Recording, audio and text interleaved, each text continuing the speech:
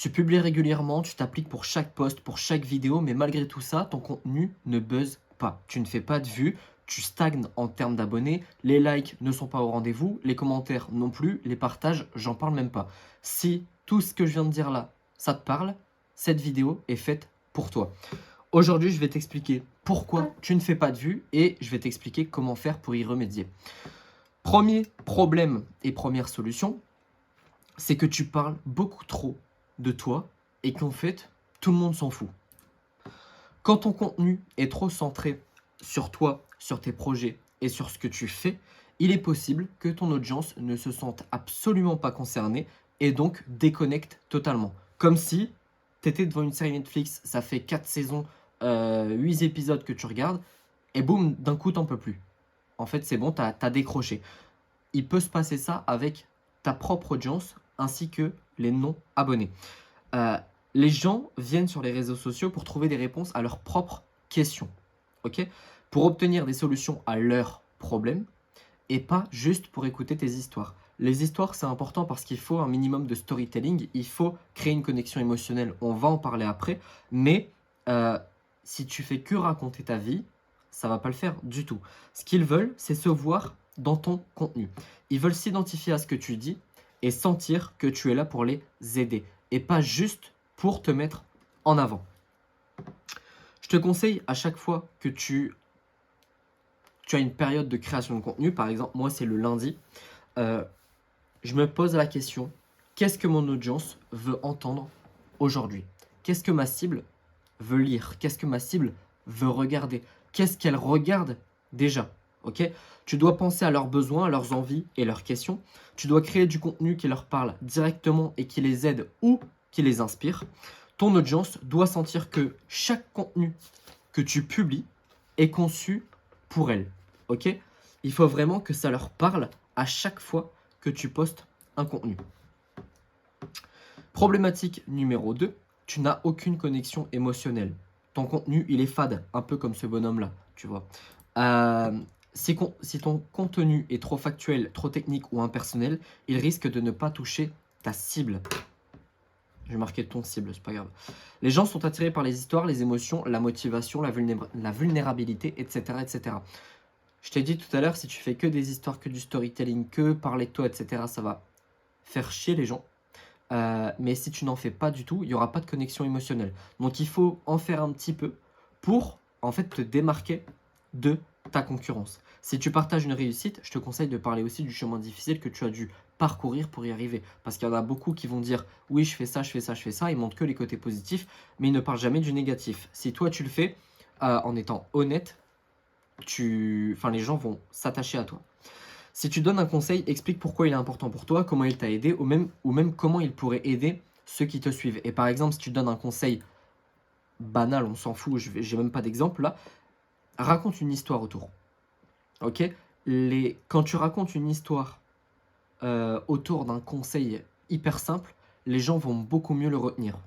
Après, ça dépend du format. Si c'est par exemple une story, tu peux y aller, tu peux être un peu plus long. Ok? Si c'est un carrousel, pareil, tu peux être un peu plus long. Si c'est un réel, ça va dépendre du format. Mais si tu fais par exemple un format 5 à 7 secondes, dans la description, ça va être peut-être relou de faire des gros blocs. Ok? Et ça aussi, on va en parler après de la mise en forme de ces descriptions-là qui sont ultra importantes. Une connexion émotionnelle forte fait que les gens se sentent compris, qu'ils se disent « ça, c'est exactement ce que je ressens » et ça les pousse à s'engager. Par exemple, ça, tu publies régulièrement, tu t'appliques pour chaque post, chaque vidéo, etc. C'est exactement toi, ok? Et tu stagnes, t'as pas de like, t'as pas de commentaires, c'est la galère totale. C'est exactement toi. J'en suis ici.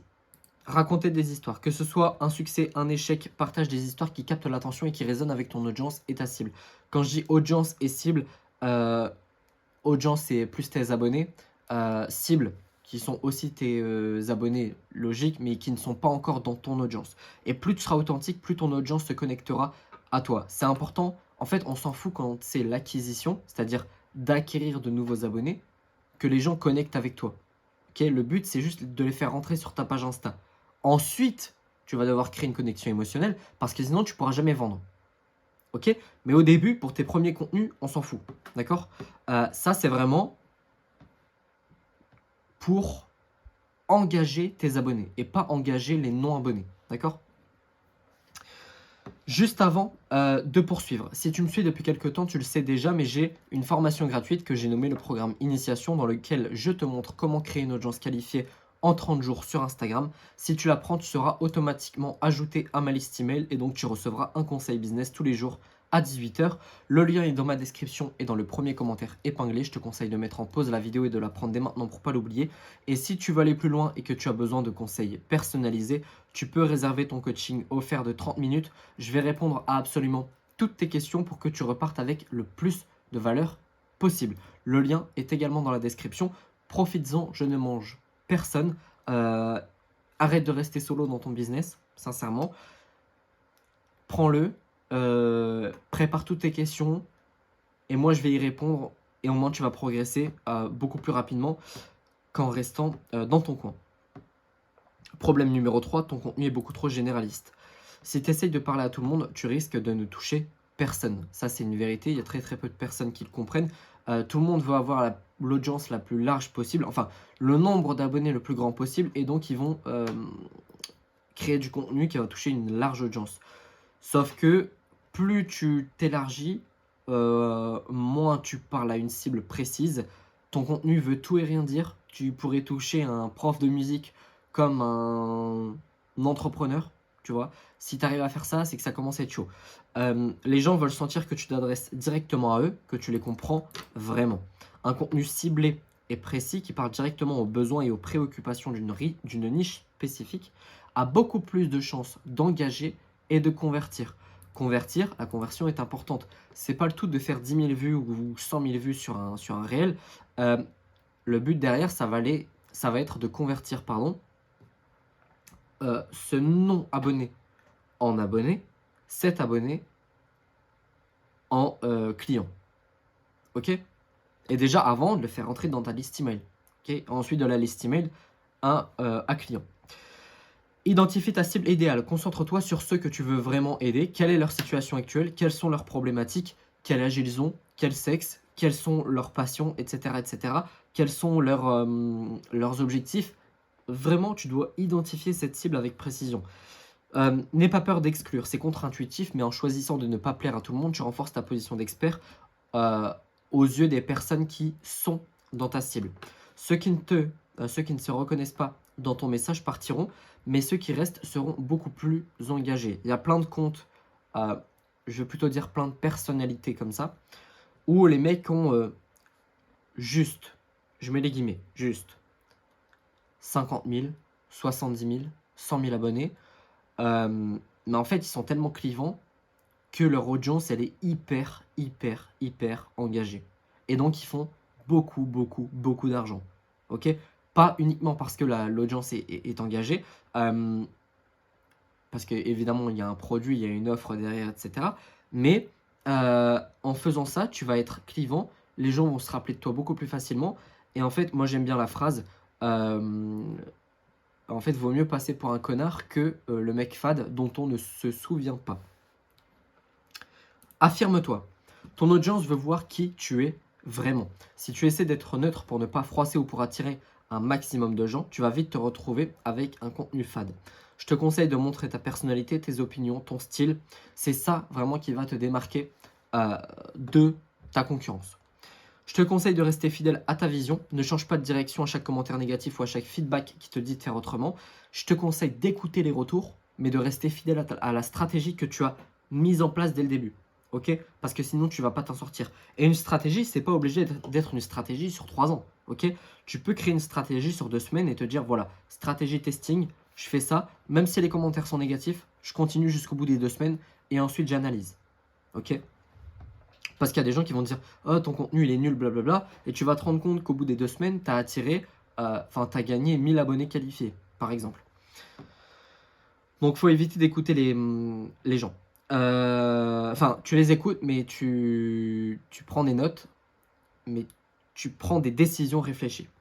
Tu n'as pas une identité visuelle forte. Ça, c'est vraiment Insta, quoi. c'est un délire. Tout le monde se ressemble parce que tout le monde ferme sa gueule. Ils osent rien dire, ils n'osent pas dire ce qu'ils pensent. Ils veulent pas sortir du cadre. Et du coup, ils se ressemblent tous.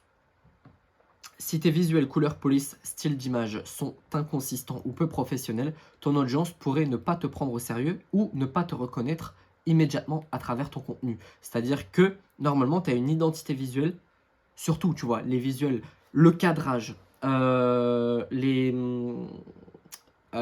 vidéos, toi, enfin, forcément, toi, ce sera toujours toi, mais je veux dire, l'environnement dans lequel tu évolues, les polices, que ce soit tes titres, tes descriptions, ta façon de placer ces titres, ton style d'écriture aussi, c'est super important.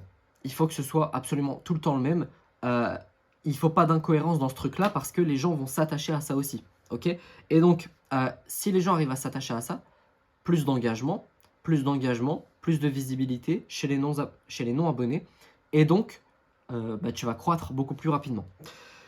Une identité visuelle forte va t'aider à t'imposer sur Insta. Je te conseille de définir une palette de couleurs cohérente. Donc, choisis 2 à 4 couleurs principales qui représenteront ton branding. Utilise des polices de caractères spécifiques. Donc, je te conseille de te limiter à 2 polices de caractères pour les titres, pour les descriptions. Et ensuite, je te demande de maintenir une cohérence dans le style de tes images et de tes vidéos. Passons à la problématique numéro 4. Tu ne fais pas de suivi de performance. Alors, ça va te permettre de comprendre ce qui fonctionne et ce qui ne fonctionne pas et d'ajuster ta stratégie en conséquence. Il y en a plein, ça fait 6 mois qu'ils postent, il n'y a pas eu un bilan. Il n'y a pas eu un moment, un petit tableau Excel avec, voilà, j'ai abordé tel sujet, ça a fait tant de vues, tant de commentaires, tant de ceci au bout d'un mois.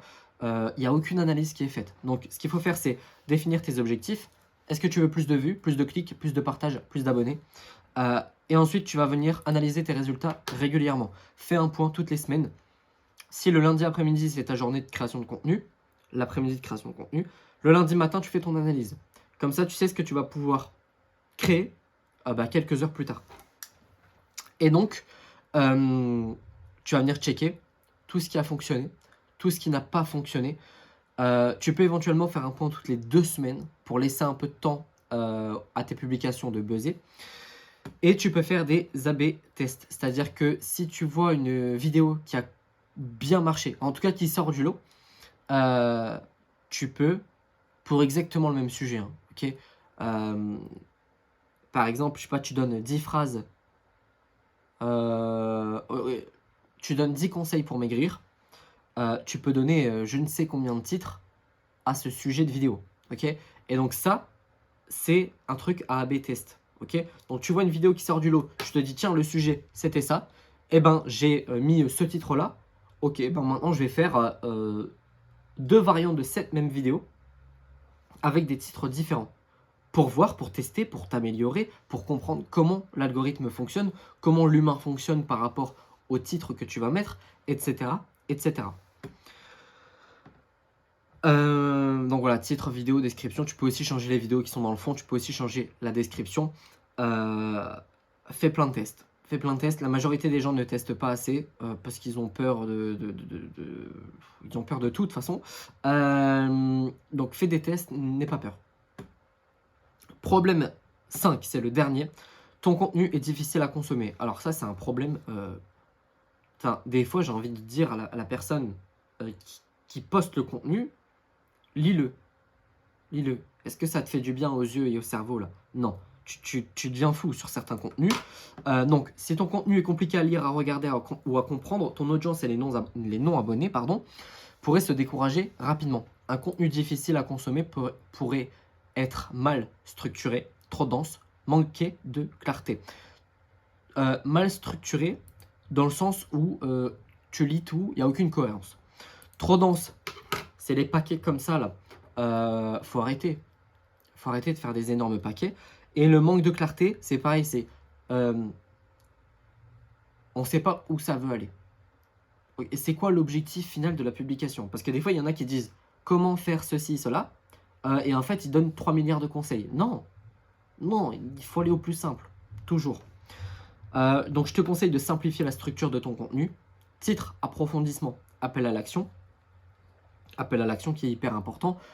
faut toujours mettre, par exemple, commente tel mot pour recevoir ça. Ça va booster en fait les vues de tes publications.